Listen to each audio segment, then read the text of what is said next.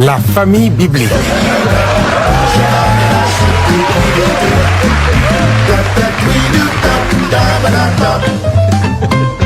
Je vais vous parler ici d'une famille que j'ai nommée la famille biblique. Dans cette famille, tellement spirituelle, tout ne se fait que par des versets bibliques. Les dialogues, les causeries, les commissions, tout se fait que par les versets bibliques. Un matin, la maman se pointe devant la porte de son fils et pour lui demander de sortir, elle dit, « Mon fils, réveille-toi d'entre les morts et Christ t'éclairera. » L'enfant se tourne et retourne sur son lit et dit, « Femme, qu'y a-t-il entre toi et moi? Mon heure n'est pas encore arrivée. » La maman qui a vraiment besoin de l'enfant pour le commissionner dit, « Rachetez les temps car les jours sont mauvais. » L'enfant aussi qui ne voulait rien faire ce jour dit à sa mère, « Il y a un temps pour toutes choses. Il y a un temps pour travailler et il y a un temps pour dormir. » La maman change un peu de ton et dit, « Enfant, obéissez à vos parents. » L'enfant réplique automatiquement, « Et vous, parents, n'irritez pas vos enfants. » La maman finit par se retirer tranquillement. Mais quelque chose va se passer le soir. Madame avait demandé quelque chose à son mari depuis il y a 2 mois. Et depuis ce temps, monsieur peut-être a oublié ou bien c'est expressement, il n'a pas répondu à la demande de madame. Alors, ce soir-là, dès 19h, madame est déjà dans la chambre. Elle a enfilé son sous-vêtement, le collant et même le carrera et elle se place au fond du lit.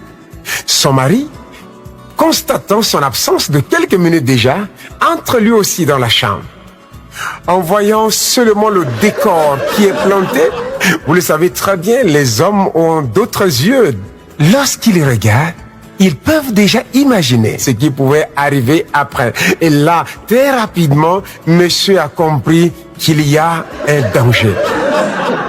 Alors, il commence à faire sa prière à haute voix en disant ceci.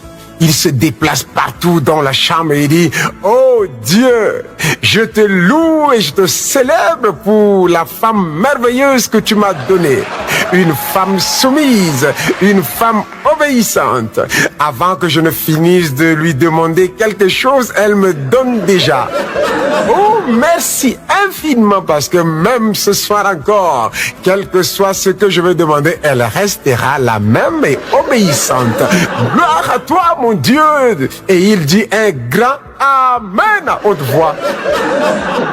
Mais madame ne bouge pas. Alors monsieur se rend compte que le match est serré. Qu'est-ce qu'il fait?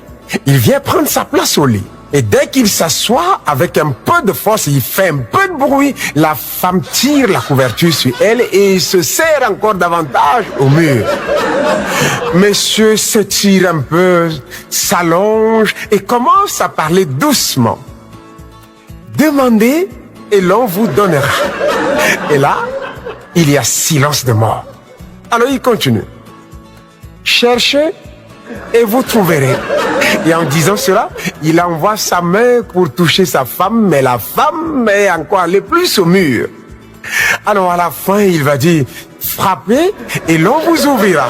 Et en disant cela, il envoie aussi son pied pour cogner sa femme, mais la femme ne fait pas de mouvement. Et c'est alors que monsieur étant en train de réfléchir sur qu'est-ce qu'il devrait encore faire, il écoute la petite voix sous la couverture. Non, la main de l'Éternel n'est pas trop courte pour sauver, ni son oreille trop dure pour entendre. Mais ce sont vos crimes qui mettent une séparation entre vous et votre Dieu. Ce sont vos péchés qui vous cachent sa face et l'empêchent de vous écouter. Le monsieur, avec une voix triste et de supplication, dit, « Seigneur, fais-moi voir ta gloire. » La femme sourit et dit, « L'entrée de la ville de Jéricho est fermée et barricadée. » Vous savez, l'homme reste l'homme. Alors là, promptement, il se lève, il se met sur ses deux pieds et il commence à dire, tout lieu que foulera les plantes de votre pied, je vous donne en possession. Et il commence à chanter, les murs de Jéricho vont tomber, les murs de Jéricho vont tomber. Après la chanson, avec une démonstration de possession et d'occupation de terrain, il était un peu essoufflé, alors il s'assoit tête baissée. C'est à cet instant qu'il écoute encore la voix de sa femme qui dit, « Vous demandez, mais vous ne recevez pas parce que vous demandez mal. »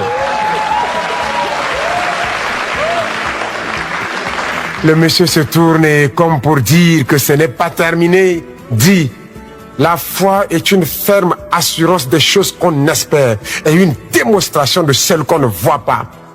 La femme pousse un petit rire moqueur et dit, la foi sans les œuvres est une foi morte.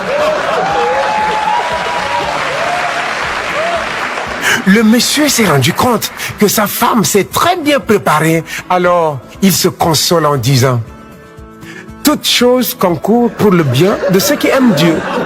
Cette fois-là, la femme se retourne et en touchant son mari, elle dit, c'est dans le calme et le silence que sera votre force. Le lendemain matin, au réveil, monsieur dit ceci à sa femme, c'est ici la journée que l'Éternel a faite, qu'elle soit pour nous un sujet d'allégresse et de joie. Alors, comme pour rappeler son mari de sa demande, madame dit, que chacun de vous, au lieu de considérer ses propres intérêts, considère aussi ceux des autres. Alors, monsieur qui a compris la leçon, non seulement il est allé chercher ce que sa femme a demandé, mais il a ajouté plein de cadeaux. Pain, ceci, cela, des crèmes, des bijoux et des gâteaux, beaucoup de choses. Et il revient en souriant et devant sa porte, il se place, sonne et dit, voici, je me tiens à la porte et je frappe. Si quelqu'un entend ma voix et ouvre, j'entrerai chez lui, je souperai avec lui et lui avec moi. Alors, madame qui guette par la fenêtre et qui avait déjà vu son mari avec plein de cadeaux et de paquets entre ses mains, sort et en souriant, elle embrasse son mari et dit, c'est bien, bon et fidèle serviteur. Entre dans la joie de ton maître. Et c'est là où la joie est revenue dans la famille.